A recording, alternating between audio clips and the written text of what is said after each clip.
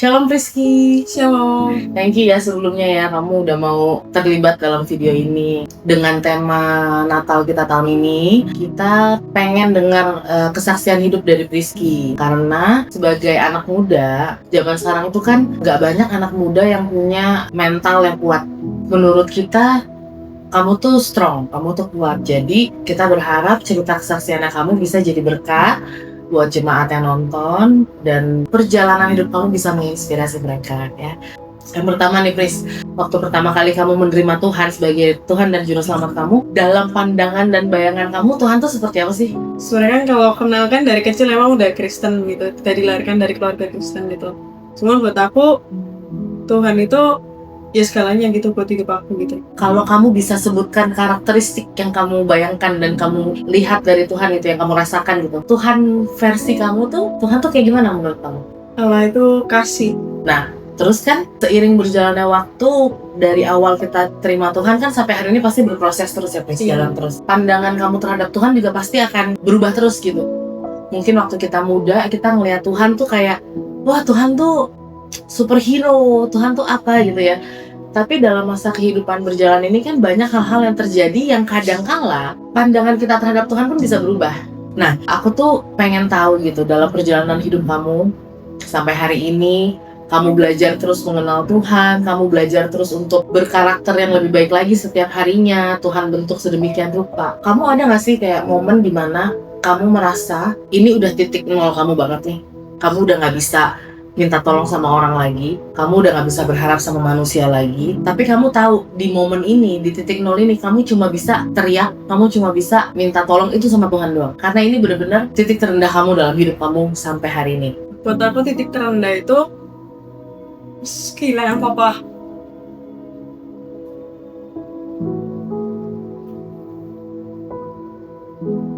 Waktu itu kayak bertubi-tubi gitu. Dari papa sakit, waktu itu aku kerja di Jakarta, tapi nggak bisa ada pas papa butuh gitu. Cuman bisa kayak kirim obat gitu, berharap pengen pulang waktu COVID tapi nggak bisa gitu karena kantor nggak ngizinin dan takutnya kalau balik harus kayak apa ya, karantina gitu kan. Pengen banget waktu itu, aku nggak tahu, ngerasa kayak kok aku pengen pulang gitu, pengen pulang. Kenapa ya papa kayak nanyain kapan pulang gitu. Sampai di titik papa masuk rumah sakit, COVID, mama COVID, koko COVID, semua keluarga aku di mana COVID, aku sendirian di Jakarta tuh. Kayak aku pengen ngelakuin sesuatu, aku pengen ada buat mereka tapi nggak bisa gitu. Even kayak nggak apa-apa mereka di sana, tapi aku bisa di rumah sendirian gitu. Saat mereka butuh obat, butuh apa, aku bisa nganterin gitu. Tapi kenyataannya aku nggak bisa ada di situ. Sampai di titik terakhir, VC sama papa, mama sama papa itu satu rumah sakit, tapi mereka nggak bisa bareng gitu. Papa di ruangan cowok, mama di ruangan cewek. Papa itu sampai kayak nggak mau ditinggalin mama gitu, maunya mama nemenin terus gitu, sedangkan mama juga butuh pemulihan gitu. Cuma bisa ngeliat dari video, semangat ya pak, semangat gitu. Tahu-tahu itu ternyata video terakhir buat aku ngobrol sama papa gitu. Nggak ada kabar sama papa sampai ternyata papa ada di ICU, nggak bisa kontak. Tapi ada satu waktu nggak tahu tiba-tiba ada di ruang ICU itu ada sebelah pasiennya punya HP dan papa itu inget nomor yang lama gitu. Aku aja mungkin nggak inget nomor mama aku, tapi papa bisa inget gitu.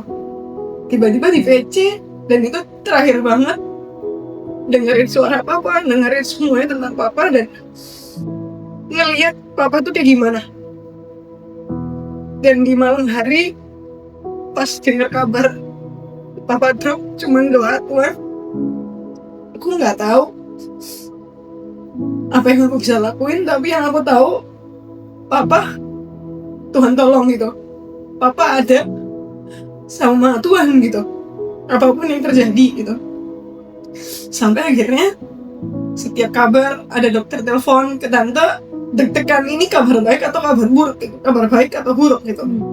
Ternyata beneran dengar kabar buruk banget, saturasinya turun, aku cuma bisa doa di kamar sendirian. Tuhan, itu kayak aku lagi bisikin papa, "Pak, tenang ya Pak, Papa nggak sendirian kok, ada Tuhan yang selalu sama Papa.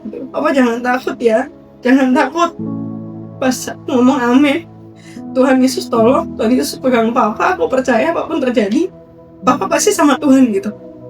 Dan baru amin dengan kabar, "Nah, Papa nggak ada, Papa dipanggil Tuhan," gitu. Aku bingung gimana cara ngasih tahu Mama, cara ngasih tahu Popo gitu. Aku cuman kayak, Tuhan, aku nggak tahu apa yang harus aku lakuin gitu. Kalau aku ngasih tahu Koko, nanti Koko mungkin masih bisa aman gitu, karena Koko, aku tahu Koko kuat gitu. Tapi Mama gimana gitu? Padahal aku tahu kondisi Mama waktu itu sedang kayak tekanan darahnya lagi rendah, kayak ya butuh pemulihan lah. Sampai akhirnya kita mutusin, oke, jangan ada yang ngasih tahu Mama, semuanya diem aja ya. Besok pagi bangun pagi baru kita kasih tahu Mama. Oke, deal, semuanya deal. Ternyata kabarnya udah sebar kemana-mana, orang-orang gereja pada chat Mama, Papa turut berduka cita ya dan lain-lain gitu.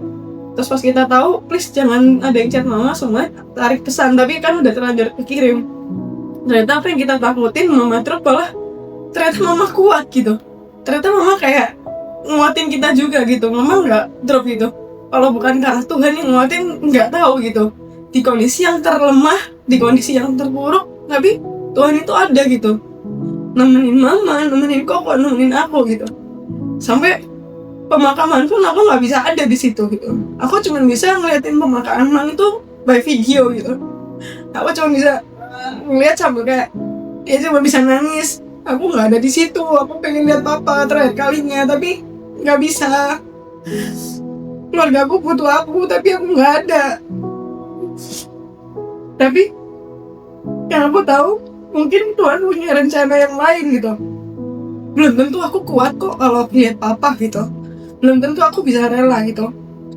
Mungkin aku dibuat jauh, aku nggak bisa ngeliat, biar aku ngerasa kayak ya udah gitu, Papa nggak ada, tapi apa ya, Papa masih ada sama-sama aku gitu. Itu semua udah berlalu. Nggak lama Mama harus operasi karena ada kanker ovarium. Terus waktu itu aku juga kondisinya lagi di rumah sakit, lagi habis kena COVID juga. Dengar kabar Mama sakit setelah Papa nggak ada, itu kayak sesuatu yang terberat kedua gitu dalam kehidupan aku. Kayak semua itu kenapa kayak dalam satu rangkaian gitu, belum ada, baru selesai kayak menguatkan diri gitu, tapi harus kayak di titik yang terendah lagi gitu ngerasain dan tahu Mama itu sakit dan kanker, harus di kemo. Dan dimana kalau orang kemo itu banyak banget efeknya, dari yang kayak rambutnya jadi botak, terus kayak makan itu susah, cuman bisa muntah, habis makan muntah. Dan aku juga nggak bisa ada gitu di saat itu gitu. Aku harus kerja lagi gitu. Jujur sebagai anak bingung gitu, aku mau nemenin orang tua aku tapi aku nggak ada penghasilan, atau aku kerja tapi aku support dari jauh gitu ya. Akhirnya perjalanannya waktu, Mama kemo sampai ke 3 atau ke 4, kayaknya aku mutusin buat oke, aku resign, aku pulang, aku paling nggak masih bisa nemenin Mama untuk kemo yang ke-5 dan ke-6. Karena jujur rasa takut itu besar banget gitu. Aku takut kehilangan Mama gitu. Karena yang aku tahu orang-orang kanker itu kayak ya ada yang puji Tuhan sembuh, ada yang ya Tuhan panggil gitu. Itu titik terberat, kayak aku takut Tuhan, aku harus kehilangan semuanya gitu. Akhirnya aku pulang nemenin Mama dan ngeliat kayak Mama baru makan sehari cuma bisa makan 1 sendok, muntah, ngerasain sakit, nggak bisa ngapa-ngapain gitu. Ngeliat di titik yang terlemahnya Mama, buat aku tuh sakit gitu, sakit banget, kayak Tuhan kenapa sih bertubi-tubi gitu. Tapi aku tahu kalau Tuhan boleh izinkan aku ngalami, keluarga aku ngalami itu semua, pasti ada rencana indah yang Tuhan kasih gitu. Dan puji Tuhan berjalannya waktu, mama sehat, mama sembuh, dan aku bisa kembali kerja lagi gitu. Dan di titik terendahku pun aku ngerasain Tuhan itu ada gitu. Tuhan itu ada buat keluarga kita gitu. Dari orang-orang yang ada di sekitar mama, yang maksudnya nggak pernah sedekat itu, tiba-tiba nawarin nemenin mama, mau ibu Bu Mega kalau misalnya mau ke rumah sakit kasih tahu ya, nanti saya jemput, saya anterin gitu. Bener-bener dijemput ke rumah, dianterin ke rumah sakit. Tante aku sampai izin cuti nemenin mama, cuti koko juga sampai habis nemenin mama. Tapi itu semua itu bikin semakin kayak banyak orang yang peduli kok gitu, banyak orang yang sayang gitu, even di titik terendah kita gitu. Dan banyak banget tiba-tiba kayak ada dokter yang selalu datang ke rumah. Jadi ada satu rumah sakit yang mungkin pekerjaan kasihnya itu untuk bantu orang-orang yang kena kanker gitu. Jadi keliling ke rumah-rumah setiap minggu dijenguk gitu. Dan kayak aku ngeliat kalau bukan Tuhan siapa gitu. Semua itu Tuhan tolong, perjalanan itu kayak semua itu Tuhan yang tolong gitu. Dan dari situ aku belajar kayak walaupun kita ngerasain di titik terlemah kita, titik yang buat kita tuh paling berat banget lah gitu, tapi Tuhan itu ada gitu. Mungkin kita nggak bisa ngerasain langsung Tuhan di mana ya gitu, tapi kita bisa ngerasain Tuhan itu ada lewat orang-orang di sekitar kita gitu. Orang-orang yang nguatin kita, orang-orang yang bantu kita doa gitu, bantu doain kita gitu, ngasih kekuatan buat kita, itu Tuhan ada di situ gitu. Dan ya puji Tuhan, dari titik terendah itu Tuhan tolong, Tuhan bangkitin, sampai aku nggak tahu kalau bukan Tuhan mungkin sampai sekarang masih kayak mungkin bisa aja orang punya dua pilihan, untuk terpuruk dalam keadaan atau orang itu bisa bangkit gitu. Tapi di sini aku ngerasain kalau setiap hari itu Tuhan tambahin gitu kekuatan gitu, Tuhan tambahin kayak percaya Tuhan itu selalu ada gitu. Even dari yang akhirnya aku resign, akhirnya dapat kerjaan lagi, itu semua anugerah dan pertolongan dan kasih Tuhan itu dalam kehidupanku, yang bikin aku kayak kenapa sih kita nggak bisa berbagi kasih sama orang lain gitu. Orang waktu kita di titik terendah kita, ada orang lain kok yang berbagi kasih sama kita gitu. Itu sih yang terberat buat aku. Berarti dalam fase terberat hidup kamu bertubi-tubi ya, dari mulai papa, mama gitu. Tapi satu hal, kamu nggak pernah cari yang lain selain Tuhan. Iya. Kamu selalu cari Tuhan. Bahkan kamu menyadari bahwa pertolongan Tuhan untuk kamu saat itu tuh sangat nyata lewat orang-orang yang ada di sekitar kamu gitu ya. Itu nggak, menurut aku please, nggak semua orang bisa aware bahwa oh ini tuh cara Tuhan nolong aku loh gitu. Nggak semua orang bisa aware, oh aku tuh dikasih kehidupan seperti ini tuh supaya aku begini loh gitu loh. Kan nggak semua orang seperti itu. Tapi ternyata kamu bisa nangkep bahwa pertolongan Tuhan tuh luar biasa buat kamu dalam menjalani musim yang lalu itu. Dan sampai hari ini kamu masih stay on track. Kamu justru malah makin mengasihi Tuhan. Kamu sekarang pelayanan lagi. Itu semua kan bukti kasih kamu sama Tuhan ya. Dan buat aku, nggak semua anak-anak muda itu bisa kuat ngejalanin kehidupan yang kamu jalani gitu. Tapi dengan kamu tetap ada di sini, kamu nggak meninggalkan Tuhan, kamu terus mencari kerajaan Tuhan ya kan. Dengan kamu mencari Tuhan itu kan kamu sedang mencari dahulu kerajaan Allah dan kebenarannya gitu. That's why dalam kondisi terburuk sekalipun kamu punya pengharapan, karena ada kerajaan Tuhan yang kamu tarik buat kehidupan kamu gitu, karena kamu cari Dia gitu. Lalu setelah papa nggak ada, mama sakitnya juga bukan sakit yang ringan ya, tapi sakit yang cukup berat gitu. Sampai hari ini puji Tuhan mama sehat lagi. Kamu pernah ngebayangin gak sih, kayak aku kehilangan papa udah sama Tuhan, udah bahagia di surga, tapi aku masih punya mama. Apa sih yang sebenarnya pengen kamu capai sebagai seorang anak, sebagai anak muda yang Tuhan percayakan kehidupan seperti yang kamu jalani ini gitu? Yang pasti pengen nyenengin mama sih gitu. Apa yang bisa aku lakuin, pasti aku lakuin gitu. Yang penting mama senang gitu, mama bahagia gitu. Kayak selama dari aku kecil sampai sekarang aku udah ngerepotin gitu. Jadi saat aku udah bisa ngasih sesuatu, ya aku bakal ngasih sesuatu buat mama gitu. Apapun itu, yang penting mama senang, mama kepikiran papa gitu, ya I'll do it gitu. Oh, sayang banget sama mama. Saya ya mungkin aku sering berantem sama mama gitu, sering banget lah gitu, tengkar, nggak cuman kadang-kadang, tapi sering banget. Tapi mungkin cara kasihku tuh beda gitu. Aku peduli tapi aku nggak bisa ngungkapin gitu. Aku sayang tapi aku nggak bisa ngungkapin gitu. Mungkin dari jauh tapi itu cara peduli aku gitu. Kalau kamu punya kesempatan tapi untuk kamu bisa ngungkapin, kamu mau ngungkapin. Mau sih tapi aku malu, aku nggak pernah ngelakuin itu. Tapi ya dengan kerja keras kamu buat mama, itu juga salah satu bentuk sayang kamu ke mama sih. Cuma dengan cerita kamu gitu ya, artinya waktu itu kan berharga ya, please. Kita nggak tahu kapan kita kehilangan orang yang kita sayang, kapan, bagaimana, dengan cara seperti apa, kita nggak tahu. Tapi sampai hari ini kamu masih punya mama, dengan mama yang sudah melewati sakit penyakit yang begitu berat, tapi sampai hari ini puji Tuhan bisa sehat, itu anugerah gitu. Kayaknya di momen Natal ini momen yang tepat untuk kamu bisa punya waktu untuk say thank you sama mama mungkin, atau mengungkapkan apa yang jadi isi hati kamu ke mama mungkin gitu. Karena balik lagi, waktu kita nggak ada yang tahu. Artinya waktu yang ada saat ini adalah waktu yang berharga. Kalau ada kesempatannya, kamu mau nggak untuk ungkapin isi hati kamu ke mama? Kamu bilang kamu sayang sama mama mungkin, atau kamu say thank you, atau mungkin kamu menguatkan mama mungkin, atau gimana gitu. Mau nggak? Mau sih. Sebenarnya sejujurnya setelah yang titik terberatku kemarin tuh ada titik dimana kayak aku bisa kayak punya waktu lagi sama mama, even di saat aku sakit sih. Boleh Itu- ceritain nggak? Boleh. Jadi kemarin tanggal 29 sebenarnya kan aku habis operasi meniskus. Aku udah bilang sama mama, nggak apa-apa, aku sendiri aja di sini, aku bisa kok. Aku nggak mau ngerepotin mama karena aku tahu di rumah engkau aku lagi sakit gitu, lagi kayak nggak bisa gerak, jadi cuma bisa tiduran dan harus jagain gitu. Aku nggak mau ngerepotin mama gitu. Aku tahu mama capek secara fisik gitu, dan secara pikiran mungkin capek gitu. Aku nggak mau gitu mama repot. Kayak mama nggak perlu tahu capekku kayak apa, mama nggak perlu tahu aku di sini tuh kayak apa gitu. Yang mama tahu anaknya happy gitu, anaknya happy, anaknya bisa hidup dengan enak gitu.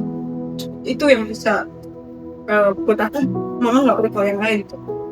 Tapi kemarin mama bener-bener ngusahain.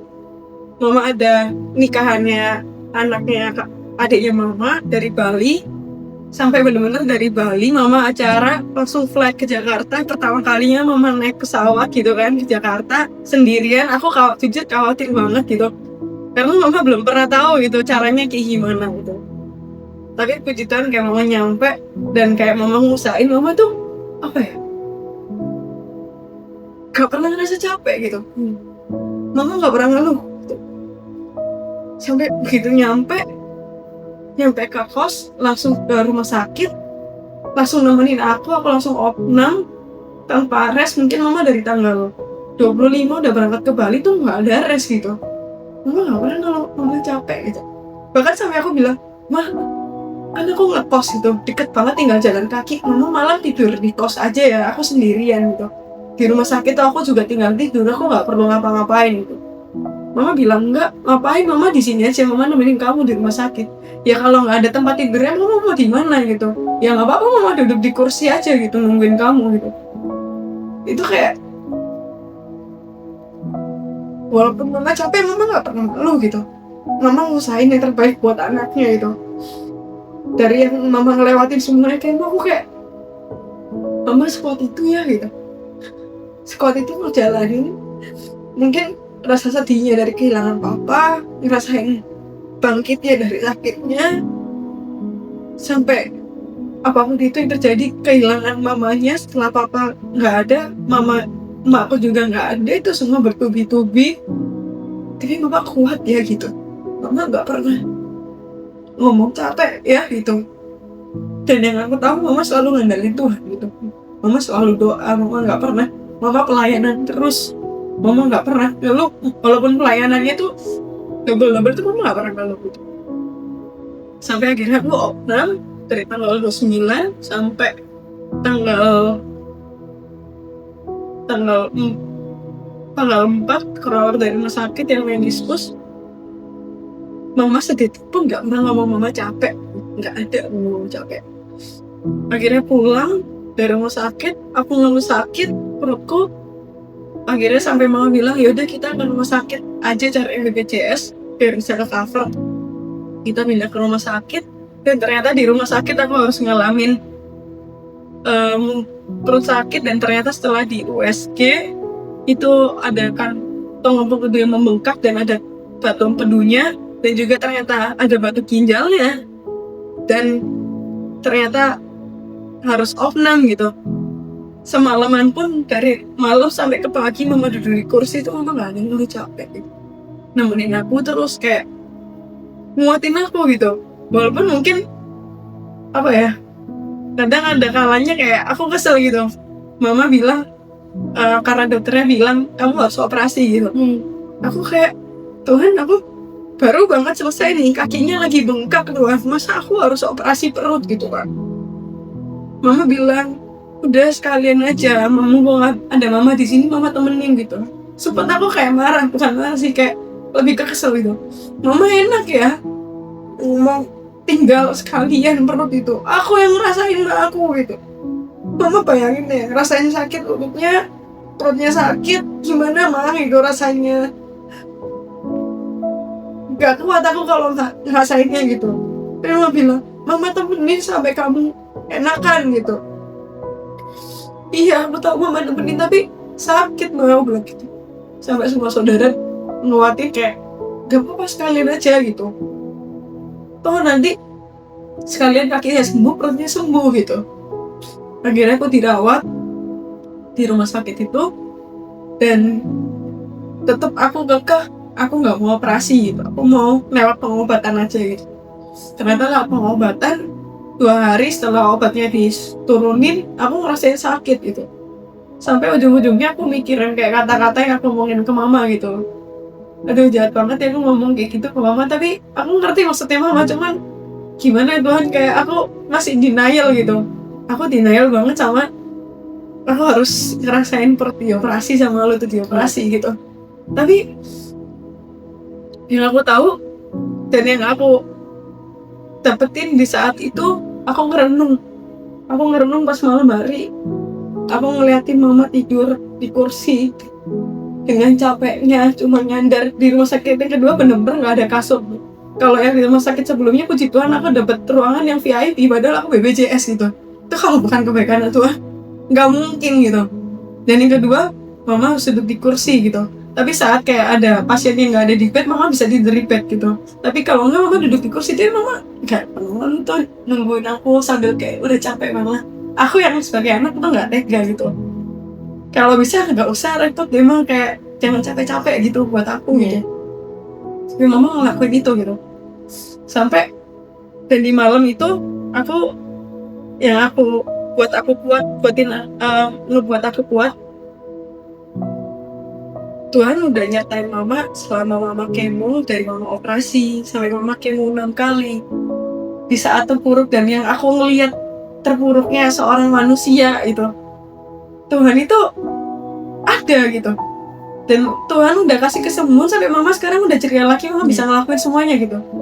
Kayak apa yang aku takutin gitu. Kayak kalau kamu harus ngejalanin operasi, percaya Tuhan itu udah nyertain mama. Dari mama awal sampai terakhir, sampai mama pulih lagi. Berarti Tuhan yang sama, Tuhan yang bisa nyertain kamu dan nyembuhin kamu gitu. Dan di situ aku kayak, ya sih Tuhan, kenapa sih aku takut, kenapa sih aku khawatir gitu. Kalau aku khawatir, aku nggak percaya Tuhan dong berarti gitu. Dan di situ aku kayak, aku pasrah, aku berserah. Dan sampai aku ingat ayat Alkitab yang, hidup bagiku adalah Kristus dan mati adalah keuntungan. Dan di titik itu juga malam itu aku bilang kayak, Tuhan, aku mau denial apapun tentang sakitku, ya itu emang harus dialami gitu. Kalau toh ada kenapa-kenapanya dan misalnya Tuhan panggil aku, ya itu emang kehendak Tuhan gitu. Dan aku nggak bisa ngelewatin, aku nggak bisa menolak itu gitu. Itu adalah sesuatu yang harus aku jalani gitu. Kalaupun operasinya kenapa-kenapa, ya itu emang udah rencana Tuhan gitu. Aku benar-benar di titik Tuhan, aku berserah gitu. Apapun yang terjadi dalam hidupku, aku itu milik Tuhan gitu. Dan aku tuh berserah. Dan di titik itu juga aku yang akhirnya bisa ngerasa aku bisa nerima dan aku nggak ada takut sedikit pun dan aku nggak ada khawatir sedikit pun kalau aku pun harus ngalamin operasi itu gitu. Aku harus ngejalanin rasanya nggak bisa jalan dan aku ngerasain perut yang dibelah gitu. Aku harus jalanin dan aku bisa menerima gitu. Dan akhirnya aku tidur, besok paginya tiba-tiba ada suster masuk, Kak terakhir makan jam berapa ya? Kok nggak ada instruksi apapun, tahu-tahu kok udah mau operasi nih gitu. Aku di titik yang kayak aku Tuhan, aku berserah, aku masuk ke ruang operasi. Ya ini aku Tuhan udah gitu. Masuk ke ruang operasi, diajak ngobrol sama dokter kayak ini tercampur banget ya. Baru kemarin nih, aku di ruang operasi, disebut bius, diajak bercanda, tahu-tahu selesai gitu kan, keluar-keluar udah selesai gitu. Dan aku dioperasi keluar-keluar tahu-tahu udah di kamar, enggak, masih di setelah ruang operasi tapi udah bisa sadar, setengah sadar lah gitu. Di situ kayak mama dateng kan nemenin aku, ngeliat mama yang segitu khawatirnya sampai nangis, kayak mama nggak ada berhentinya doa gitu, doa buat aku, Tuhan ini kasih kekuatan buat kamu, kayak mama bener-bener yang ngedoain aku gitu, ngasih kekuatan gitu. Di situ kayak kalau aku nggak ada mama dan aku kayak aku sendirian, aku nggak mungkin sekuat itu juga gitu. Even ada Tuhan gitu, tetap sosok orang tua, sosok mama itu apa ya, yang bikin aku kuat gitu. Sampai akhirnya aku ngerasain, buat aku titik tersakit yang pernah aku rasain di setelah operasi ini kan sama bedu tuh. Aku masuk ke ruang kamar, aku inget banget, aku cuma bilang sakit banget, sakit banget, sakit banget. Aku dengar mama ngomong waktu itu ada KI juga, sakit banget, sakit banget. Mereka nggak ada berhentinya berdoa buat aku. Dan tiba-tiba ada Zora, ada Karin datang, yang niatnya mau surprisein, ternyata temennya yang lagi ulang tahun baru selesai operasi gitu. Kayak apa ya, aku ngerasa Tuhan itu baik gitu. Di saat yang aku sakit pun, aku mungkin di Jakarta aku dulu kayak nggak ada siapa-siapa, tapi aku punya keluarga baru gitu. Ada Cinia, ada Karin, ada Zora, ada Karian. Buat aku jauh dari mama, aku jauh dari Koko gitu, tapi aku punya kakak-kakak yang baru gitu, yang nemenin aku gitu. Buat aku itu suatu kekuatan yang kuatin aku gitu. Aku nggak pernah takut, aku nggak pernah khawatir. Mereka juga ada buat aku gitu. Sampai akhirnya waktu didoain, bener-bener aku ngerasain aku tenang gitu, aku tenang. Dari aku ngomong aku sakit sampai secara nggak langsung aku udah nggak ngomong aku sakit gitu. Dan di situ aku juga ngerasain kalau kuasa doa itu luar biasa gitu. Banyak orang yang doain itu banyak yang ngasih kekuatan buat kita, dan banyak orang yang minta sama Tuhan buat ngasih kekuatan dan kesembuhan buat kita gitu. Dan di situ kayak apa sih Chris yang kamu khawatirin gitu dalam hidup gitu? Kamu takut apa gitu? Kamu takut sakit? Ada Tuhan kok gitu. Kamu udah bisa ngelewatin kemarin kok gitu. Dan sekarang kamu bilang kamu sakit di titik tersakit, ternyata kamu bisa ngelewatin juga gitu. Buat aku itu semua kayak apa ya, Tuhan itu udah atur gitu. Dan ada orang-orang yang sayang sama aku tuh yang bikin aku kuat gitu. Mungkin orang-orang melihat kayak Rizky kuat gitu, tapi buat aku yang bikin aku kuat tuh orang-orang di sekitar aku. Orang-orang yang support aku tuh yang bikin aku semakin kuat gitu. Mungkin kalau nggak ada orang-orang yang peduli dan sayang sama aku bakal sekuat ini kok gitu. Aku kuat karena aku melihat mereka gitu. Sama kayak mama bilang, mama kuat karena mama ngeliat kamu sama kokomu gitu. Mama masih mau berjuang buat kalian gitu. Hal yang sama ternyata aku lakuin juga. Aku kuat karena aku masih mau jadi sesuatu dan aku mau jadi terang buat orang-orang sekitar aku gitu. Di saat banyak orang yang peduli dan sayang sama aku, jadi itu juga aku harus peduli dan sayang sama orang lain gitu. Dan aku bersyukur banget dengan apapun yang aku alami sekarang, aku bisa ngelewatin itu, aku bisa ngejalanin itu, semuanya itu ya karena Tuhan dan karena semua support dari orang-orang di sekelilingku. Iya, ya itu nggak lepas dari cintanya kamu sama Tuhan sih. Kamu terus cari Tuhan sampai akhirnya kamu bisa menyadari kekuatan dan pertolongan yang Tuhan kasih buat kamu ya. Boleh Dan- ngomong satu lagi nggak? Boleh. Jujur, aku pernah di tahun berapa ya? Sebelum aku kenal sama Karin sama Zora, aku pernah kayak doa Tuhan, aku pengen banget punya teman-teman yang seagama gitu. Karena aku pengen punya teman-teman yang takut akan Tuhan gitu.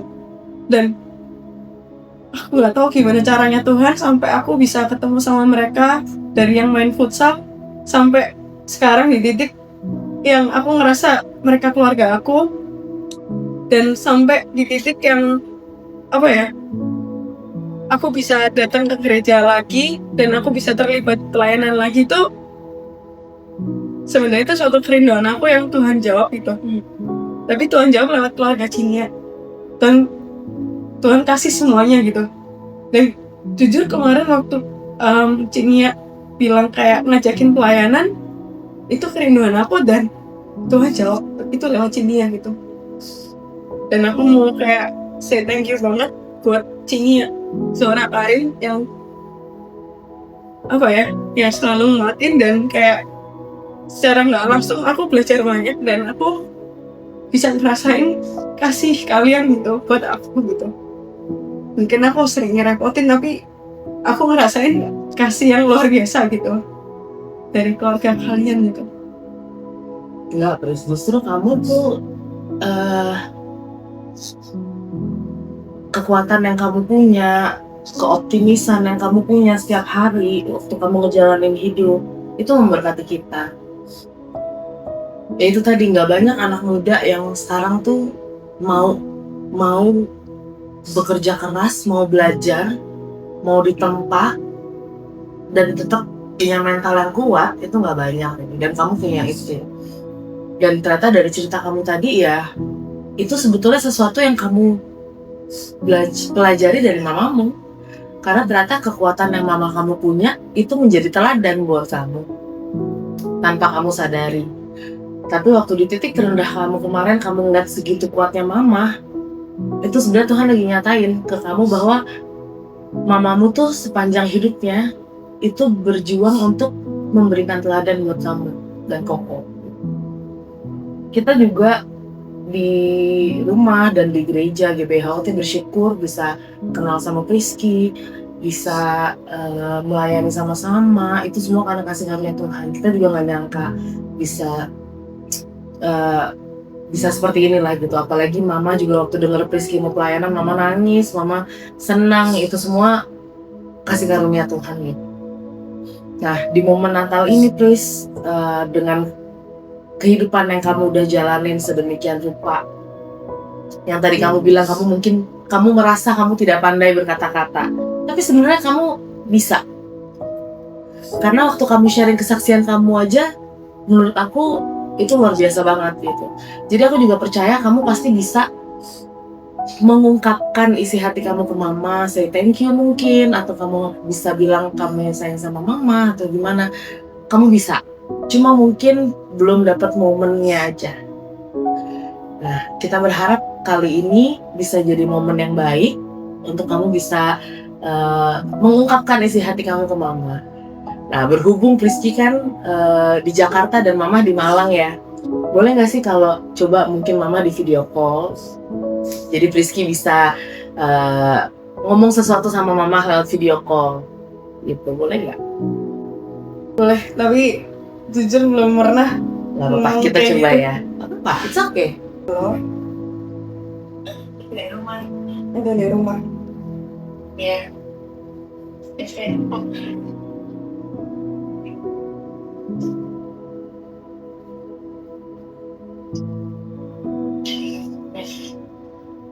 Tante, halo Tante. Ya, halo. Shalom Tante. Halo. Makasih loh Tante udah sediain waktu ya. Sore ini iya, iya nggak apa-apa Tante. Sore ini anak wedoknya nih Tante mau ngomong sesuatu nih sama Tante nih. Spesial nih. Ayo please. Mama makasih ya, udah selalu ada buat aku di saat aku sakit. Mama selalu ada buat aku. Mama udah jadi kekuatan buat aku. Mama udah semangat buat Mama sembuh dari Mama sakit sampai sekarang. Mama udah jadi mama yang kuat buat aku. Walaupun kehilangan papa, tapi Mama tetap jadi mama yang kuat gitu buat anak-anaknya. Mungkin aku gak pernah ngomong kayak gini gitu, tapi aku bersyukur banget punya mama. Mama yang selalu takut-takut Tuhan, mama yang selalu ngedoain anak-anaknya. Walaupun anaknya jauh, walaupun anaknya nyebelin, walaupun anaknya suka bikin marah, walaupun anaknya kalau di PC kadang nggak diangkat, ditanya kabar kadang nggak dibales, tapi mama tetap kayak apa ya? Mama tetap percaya anaknya baik-baik aja gitu, dan mama gak pernah ngomong capek sedikit pun gitu buat aku gitu. Saat kemarin di rumah sakit berminggu-minggu nemenin aku, jagain aku, mama gak pernah ngeluh, mama gak pernah ngomong capek. Sampai mama belum makan, mama juga gak ngomong mama lapar gitu. Sampai aku yang harus tanya, mama gak makan, nanti mama sakit, aku yang khawatir. Makasih udah jadi mama yang terbaik buat aku, mama yang selalu kuat buat aku, mama yang selalu support aku buat apapun yang aku kerjain saat ini. Makasih udah mama jadi mama yang luar biasa buat aku. Aku sayang mama. Ya, sama-sama. Apa ya? Mama juga percaya kamu anak yang kuat. Walaupun kamu jauh dari mama, tapi mama percaya Tuhan selalu ada bersama dengan kamu, menyertai kamu dimanapun. Tuhan yang akan menjaga kamu 24 jam. Walaupun mama gak ada sama kamu, tetap andalkan Tuhan dalam setiap hal apapun yang kamu lakukan. Pasti Tuhan akan memberikan yang terbaik buat tetap kuat, tetap semangat. Tuhan semakin pulihkan kesehatan. Belajar selama tetap setia dalam pelayanan. Itu yang terpenting. Iya, iya makasih ma. Udah waktu kok nggak kerja. Terima kasih Tante. Terima kasih ya Tante. Iya. Tuhan berkati. Tante. Ya wes ma, Ya, udah. yang hati-hati. Ya, berkati. Hati-hati.